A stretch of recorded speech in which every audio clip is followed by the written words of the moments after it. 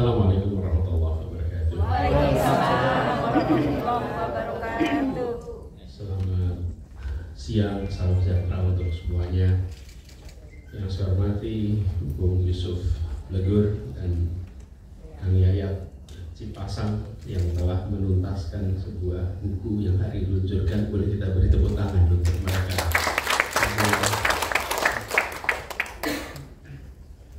Yang saya hormati Bung Refli Harun, Medi Juniarto, Ramadan Pohan dan Bu Lisa dan banyak sekali tokoh-tokoh di sini, teman-teman relawan Brownies, boleh tepuk tangan untuk Brownies di sini. Teman-teman sekalian, pertama saya ingin ucapkan selamat dulu. Selamat untuk Bung Yusuf Legur yang sudah menuntaskan sebuah buku, dan ini adalah sebuah karya yang cukup menarik karena kombinasi isinya lengkap dan nanti dibahas di dalam diskusi. Tapi isinya panjang, temanya bermacam-macam kalau melihat sepintas di sini. Lalu saya dapat tugas, namanya itu menakutkan, maklumat kebudayaan. Mana Bung Yusuf, mana tadi? Jadi Bung Yusuf ini kasih namanya maklumat. Ya, Bu Claudia, good to see you. See you too. All the best. Thank you. Ini Bu Claudia yang selama ini berpartner kalau ada Frankfurt Book Fair. Ada datang ke sini. Nah, saya ingin sampaikan kepada semua, ini sebuah forum yang sangat menarik karena satu buku akan diluncurkan dan buku ini mengcover begitu banyak tema. Diambil dari inspirasi tentang gagasan narasi karya. Nah, saya ingin ceritakan sedikit teman-teman sekalian yang saya hormati. Mengapa di dalam penyusunan kebijakan di pemerintahan kita tidak bisa hanya fokus kepada karya, tapi harus berangkat dari gagasan. Negeri ini adalah negeri tempat dibangun sebuah republik. Republiknya, pondasinya itu gagasan. Ini bukan negeri yang dibangun tanpa gagasan. Dan bila Bapak Ibu sekalian, teman-teman buka dokumen-dokumen pemikiran-pemikiran menjelang pendirian republik, yang puncaknya adalah ketika Undang-Undang Dasar 45 disusun pembukaannya, itu semula disebut Piagam Jakarta, kemudian menjadi pembukaan Undang-Undang Dasar 45. Pikiran-pikiran yang ada di sana adalah muara dari perjalanan pemikiran yang ada di Indonesia, muara dari perjuangan para founding fathers, dan muara dari penderitaan rakyat selama berada di bawah kolonialisme. Itu bermuara dalam sebuah naskah yang bila kita baca sampai dengan sekarang, kita selalu menemukan sebuah kedalaman dan mendahului zamannya. Nah, itulah sebabnya ketika kita berbicara tentang bagaimana mewujudkan apa yang menjadi janji kemerdekaan, maka dia tidak sekedar mengerjakan karya, tapi dia harus berangkat dari gagasan. Dan ini yang coba kita sama-sama lakukan ketika kami bertugas di Jakarta khususnya, karena di sana ada kesempatan lintas sektor untuk bersama-sama dibangun. Nah, urutan ini, gagasan narasi karya, itu juga sebuah jawaban atas temuan di lapangan. begitu banyak hal dikerjakan tanpa pernah dipikirkan. Begitu banyak hal dikerjakan tanpa pernah ditanya mengapa harus ada dan mengapa perlu dikerjakan. Bahkan kita terlalu sering ketemu dengan peristiwa yang kita ulang kegiatannya tanpa kita tahu mengapa dulu pertama kali dibuat. Nah, bermula dari itu semua, mengapa kita merangkai itu dalam sebuah rangkaian 3 hal: gagasan, narasi, karya. Nah, ini Bapak sekalian yang kemudian menjadi pedoman bagi kita semua. Nah, mengapa ini menjadi penting Bapak sekalian dalam sebuah perjalanan bangsa? Bapak sekalian saya hormati, ketika kita berkumpul 20 orang ya, lalu kita akan mengerjakan sesuatu bersama-sama, maka kita bagi tugas. Si A tugasnya ini, si B tugasnya ini, si C tugasnya ini, masing-masing dikasih tugas. Kenapa? Karena 20 orang. Kalau kita berkumpul 200 orang, maka kita bikin struktur organisasi, kita bikin SOP, kita bagi menjadi gugus tugas dari 200 orang itu. Tapi kalau kita berkumpul 200.000 orang atau 270 juta orang, maka kita tidak bisa bagi-bagi tugas seperti itu lagi. Kita tidak bisa bagi tiap orang tugasnya apa, tiap orang dikelompokkan, tidak bisa. Kenapa? Jumlahnya 200.000, apalagi 270 juta. Nah, ketika kita hanya berkumpul 20 orang, maka kita cukup bicara karya saja, masih aman. Aman, cukup karya aja. Nih, kamu kerjain ini, kamu kerjain ini, kamu kerjain, masih aman. Begitu kumpul 200, sudah mulai harus ada narasinya. Tapi ketika yang berkumpul 200.000, apalagi 270 juta orang, maka di situ harus ada gagasan. Harus ada nilai. Nilai itu bukan artian skor, tapi nilai artian values. Tata nilai, values. Itu yang kemudian menjadi pegangan bagi semua. Itu sebabnya dalam perjalanan bangsa sebesar ini, yang berada di posisi kepemimpinan, memimpin 200.000 orang, atau memimpin 11 juta orang, atau memimpin 270 juta orang, dia harus menyadari bahwa dia pegang nilai. Dan dia harus menjalani dengan memegang nilai. Tapi kalau memimpin sebesar itu, tapi tidak bawa nilai, tidak bawa gagasan, bawanya hanya karya saja, maka hampir dipastikan terjadi masalah banyak sekali. Pernah alami kan? Kita akan merasakan ketika hanya karya saja, gagasan. Nah, nilai ini yang mengapa penting, dan nilai itulah yang kita sering sebutkan dalam konteks ini menjadi gagasan. Ketika penjaga nilai mewujudkan itu dalam bentuk pesan-pesan konsisten, maka dia menjadi pegangan bagi seluruh unsur yang ada di bangsa ini. Jadi kalau kita mau merumuskan, Bapak Ibu sekalian, Pancasila yang termaktub di 5 alinea terakhir atau 5 baris terakhir di pembukaan Undang-Undang Dasar 45 itu sebagai nilai utama bangsa ini. Itulah Pancasila, dan itu harus dipegang. Lalu kalau saya menerjemahkan, dari 5 itu yang paling ultimate adalah yang nomor 5.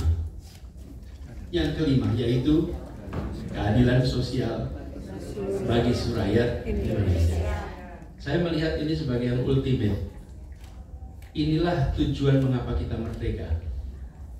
Inilah tujuan mengapa kita berjuang, karena kita ingin menghadirkan keadilan sosial bagi seluruh Indonesia. Nah, ketika narasi ini ada, maka karya apapun harus menjawab pada narasi ini.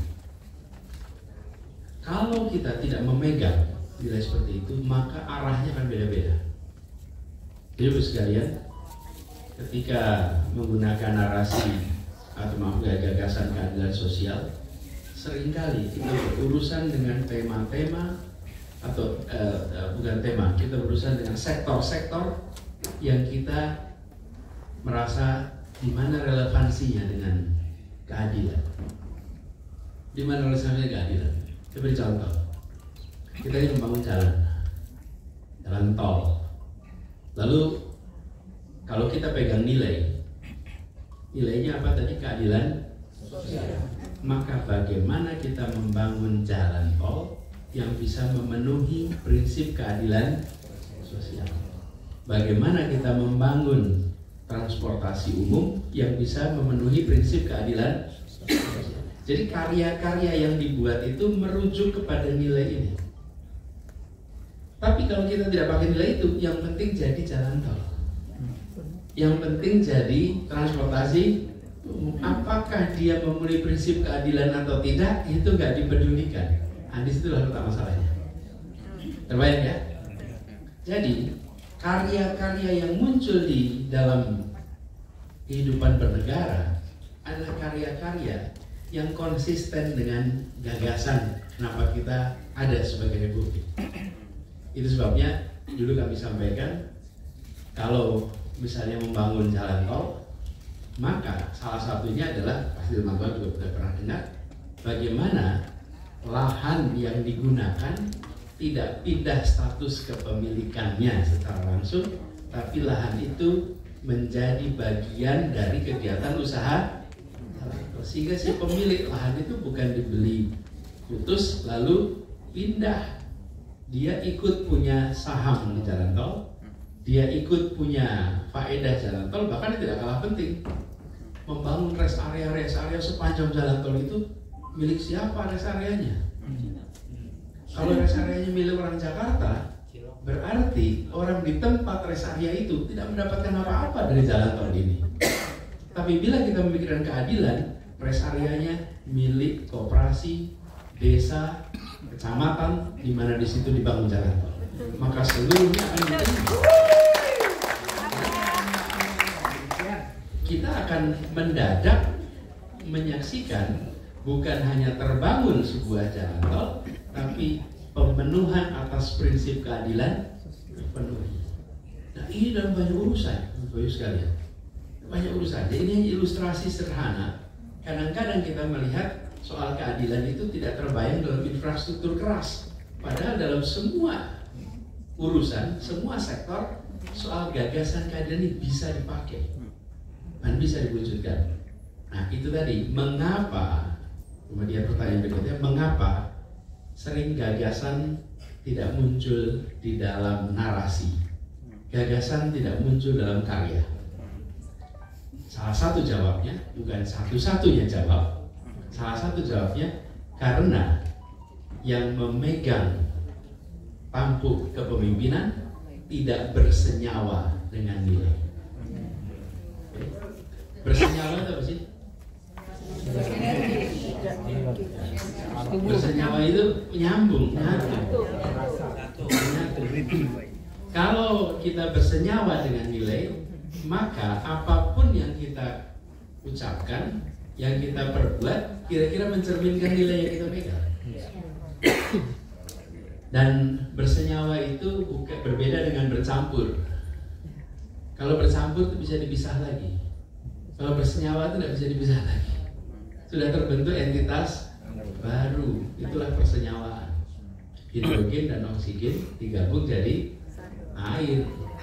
Air itu bukan oksigen, air juga bukan hidrogen. Tapi dalam air ada oksigen, dalam air ada hidrogen. Itulah persenyawaan. Nah, ini terus sekalian yang menjadi mendasar. Karena itu mengapa penting sekali ketika kita berbicara tentang perjalanan bangsa, akan ada berbagai lapis kepemimpinan. Hari-hari ini kita lagi mencari kepemimpinan tingkat daerah. Ada lapis pimpinan. Penting sekali untuk memastikan bahwa kepemimpinan itu memiliki ikatan yang kuat dengan nilai-nilai yang selaras dengan tujuan Republik ini didirikan. Karena kalau itu ada, maka dia akan membawa gagasan itu di wilayah tempat dia memimpin. Wilayahnya boleh di mana saja, tapi dia bersenyawa dengan gagasan dasar mengapa Republik ini ada. Dan itu, kalau boleh saya garis bawahi, prinsip keadilan, prinsip kesertaan. Ini Bapak sekalian, terjemahannya banyak sekali. Nah, unsur narasi menjadi penting. Kepemimpinan yang memiliki nilai harus baik dan harus diiringi dengan artikulasi narasi yang baik, sehingga nilai itu bisa dipahami oleh semua, lalu menjadi pegangan untuk berkarya bagi semua. Bapak sekalian, kita menyaksikan contoh narasinya, bukan substansinya, tapi contoh penarasian yang solid itu kita bisa lihat di era Orde Baru. Era Orde Baru itu memiliki politik komunikasi yang menarasikan gagasan dengan luar biasa. Bapak sekalian di sini kira-kira sudah ada kan era Orde Baru dulu? Ada. Banyak ya. Malah mungkin ada yang korla ya di sini. Teman-teman tentu ingat, idiom-idiom yang digunakan yang menempel di seluruh benak anak-anak bangsa Indonesia. Trilogi, apa namanya? Apa itu? Pertumbuhan, pemerataan, stabilitas. Bagaimana narasi itu? Itu namanya mantra. Mantra itu. Dokumennya, saya sering dengar itu obrolan. Wah, kita ini pembangunan itu zaman dulu berjalan baik karena ada GBHN. Karena ada GBHN kita jalan baik. Saya tanya, memang pernah ada yang baca GBHN? Ya ada, baca juga enggak. Tapi bilang katanya ada GBHN, memang dulu baca? Enggak. Saya mereview ini seangkatan nih, ke P4 sama-sama, kita dapat buku GBHN segini, betul nggak? Setebal ini. Memang ada yang baca buku GBHN itu? Buku GBHN itu dibaca oleh teknokrat-teknokrat di Bappenas, di kementerian, tapi kita tidak. Tapi apa yang menarik? Adanya GBHN, kalimat GBHN, dan diwujudkannya bukan dalam bentuk kalimat panjang, mantra tadi. Mantranya 3 kata: pemerataan, pertumbuhan, stabilitas.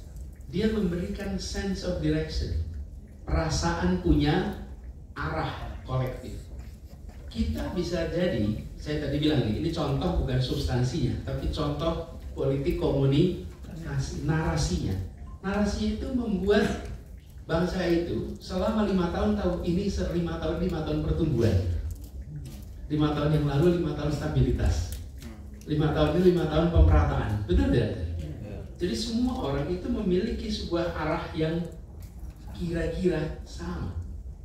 Sebagai sebuah strategi pembentukan narasi itu luar biasa.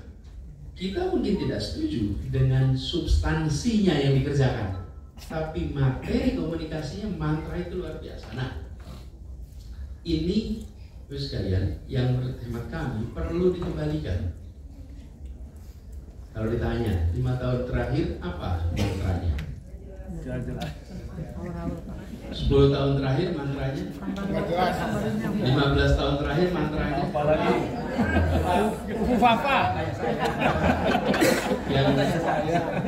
Jadi yang kita miliki selama ini adalah slogan kampanye, tapi bukan mantra. Karena itulah kita harus punya pegangan sama-sama. Nah, kenapa saya sampaikan soal narasi ini penting? Karena narasi itu akan membantu untuk kita bergerak di arah yang sama. Apakah itu kebenaran yang dimonopoli? Tidak. Justru dengan diungkapkan dia menjadi ruang bagi kritik. Negara memiliki rencana, diartikulasikan, dan di situ terbuka bagi ruang kritik. Nah, ini Bapak sekalian, teman-teman yang saya hormati, narasi itu penting. Nah, baru kemudian karya. karya disinilah kita berbicara tentang hasil-hasil yang bisa kita kerjakan. Dan ini sekalian, kalau kita perhatikan era Founding Fathers ini punya kemampuan luar biasa di dalam aspek karya, di mana pendekatannya itu gerakan, dan pendekatan gerakannya harus dikembalikan di negeri ini. Kenapa? Beberapa dekade ini di seluruh dunia, terutama di negara-negara yang sedang baru merdeka dan mulai membangun, pendekatannya programatik. Programatik itu artinya semua dikerjakan oleh negara dan rakyat menonton bayar pajak dan nyoblos, itu aja kira-kira. Nggak usah ngapa-ngapain. Sementara pendiri republik ini gagasannya adalah gerakan. Gagasan gerakan itu artinya apa? Artinya dia datang bukan hanya untuk menyelesaikan masalah, tapi dia datang untuk mengajak semua orang menyelesaikan masalah. Bedanya itu, yang satu hanya menyelesaikan masalah, yang satu mengajak semua orang menyelesaikan masalah. Nah, pendekatannya jadi beda. Padahal beda sekali. Bapak Ibu tentu pernah dengar datanya. Pada saat kita baru merdeka, buta huruf di Indonesia itu 95%. Kalau 95% buta huruf itu, kebayang tidak teman-teman rumitnya? 90% buta huruf loh. Buta huruf Latin ya. Kalau ngaji bisa. Tapi kalau buta huruf Latin itu kebayang nggak? Angkat senjata siap, bambu runcing ditajemin siap, bertempur siap, tapi dikasih selembar kertas tulis nama, minta maaf. Nggak bisa. Jadi kebayang nggak tuh kalau 95% begitu? Wih, itu rumit sekali. Saya bayangkan para pendiri-pendiri ini, sementara Bung Hatta bacaannya ratusan, ribuan buku. Jadi antara Founding Fathers yang sangat intelektual dan terdidik dengan rakyat kebanyakan itu gapnya jauh. Tapi mereka bangun pendekatan gerakan. Dan seingat saya tidak pernah ada narasi merendahkan rakyatnya dari mereka semua. Tidak pernah sekali. Tidak pernah mengatakan IQ-nya sekian. Bagian dari yang buta huruf. Jadi narasinya tuh, bahkan Bung Karno bilang beri saya 10 pemuda, akan guncang dunia. Lah kalau 95% buta huruf, guncangnya gimana? Kan enggak? Kan berarti 9 dari 10 pemudanya buta huruf, bukan? Tapi kan beliau nggak kirim pesan, kalian loh, nggak sekolah, nggak bisa baca tulis, apa yang nggak bisa harapkan dari anak muda seperti ini? Kan enggak. Yang dibalik itu narasinya. Pendekatan gerakan ini, tantangan yang menurut saya harus kita kembalikan supaya keterlibatan itu menjadi meningkat. Jadi saya membayangkan, kebetulan kita barusan selesai minggu lalu ya, 10 November. 10 November ini kan heroik teman-teman sekalian. Peristiwa di Surabaya, kita merasakan Hari Pahlawan, sekarang kita peringati, itu fantastis. Saya mau tanya sebentar, pertempuran di Surabaya itu berapa hari? Yang 10 November itu, ada yang tahu nggak? Yang hasil Surabaya ada nggak di sini? Hasil Jawa Timur? Pertempurannya itu 3 minggu, Bapak Ibu. 3 minggu. Pertanyaan kedua, yang menang siapa, Bapak Ibu? Ini kan Indonesia lawan Inggris ya. Lawan sekutu. Yang menang siapa? Sama militer. Rakyat lawan sekutu ini. Menang siapa nih? Rakyat. Enggak, menang Inggris. Pertempurannya 3 minggu. Rakyat meninggal 20.000, Inggrisnya mungkin 500 sampai 1.000, ada yang bilang 1.500. Sedikit sekali. Itu seperti peristiwa Gaza hari ini. Karena secara militer Palestina itu kalah karena bombardir dari Israel. Kira-kira Surabaya itu begitu. Secara militer memang kalah. Tetapi tentara sekutu pun memilih selesai dan tidak mau tempur lagi di Indonesia. Kenapa? Karena rakyat Indonesia ini nggak punya batas dalam berjuang. Nggak punya batas. Dan itu dicapai. Berangkat lagi, mati, gugur. Berangkat lagi, mati, gugur. Terus nggak pernah selesai. Jadi yang tentara sekutu itu kalau bahasa Jawa itu gilo. Gilo apa? Ini ngeri betul. Gak pernah selesai. Karena bukannya takut tapi malah muncul lagi, nggak pernah selesai. Dan itu yang membuat mereka melihat ini tempur biasa tempat lain 2 hari 3 hari setelah kalah pulang. Ini enggak, maju lagi 3 minggu nggak selesai. Sampai dicari cara. Bung Karno diterbangkan ke Surabaya, Hatta diterbangkan ke Surabaya, Amir Syarifuddin terbangkan. Tolong dibikin tenang. Kenapa? Karena rakyat tak pernah berhenti, terus maju. Dan yang berjuang semua ini gerakan. Bahkan yang membunuh Jenderal Malabi itu, kemudian siapa? Namanya Aziz Endok, karena dia penjual telur. Jadi yang membunuh, yang menembak itu bukan tentara yang pangkatnya tinggi-tinggi. Yang membuat itu namanya, nanti coba dicek di Google dan cek, namanya Aziz Endok, karena dia berjualan telur. Dia yang berhasil nembak. Itu kan gerakan. Jadi saya melihat sekalian peristiwa ini kalah secara peperangan, tapi menang. Nah, kalah secara pertempuran, tapi menang secara peperangan. Menang. Jadi hari ini Palestina itu pemenang perang di Gaza, walaupun jumlah korbannya lebih banyak. Tapi kalau ditanya menang siapa? Simpati dunia kemana? Dulu kira-kira Surabaya itu tempat simpati dunia. Dunia itu bersimpati dan Inggris harus pulang dengan rasa malu. Rasa malu karena koloni dia bukan. Menyerang ke sana bunuhin orang begitu banyak. Sesudah itu Inggris tidak mau ikut-ikut, bahkan jadi akhirnya ikut membela kemerdekaan Indonesia. Nah, kenapa itu terjadi? Karena peristiwa itu dipandang sebagai gerakan.